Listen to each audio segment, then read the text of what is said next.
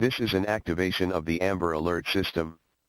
This is the Arizona Department of Public Safety. We have received important information regarding a child abducted in Yakima, Washington.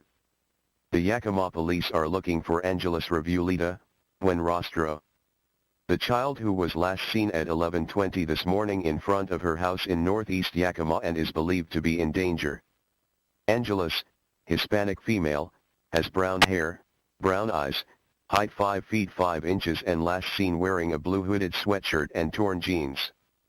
Authorities say that the child may be in the company of Daniel Ovent and Eric Landros, and they may be traveling in a black 2001 Ford F-150, license plate Arizona BYR6257, and or a 2008 black Lexus ISF 4-door sedan with Arizona license F6A4BKA.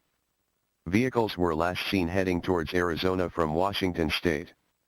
If you have any information on the whereabouts of the child, please contact 911 immediately.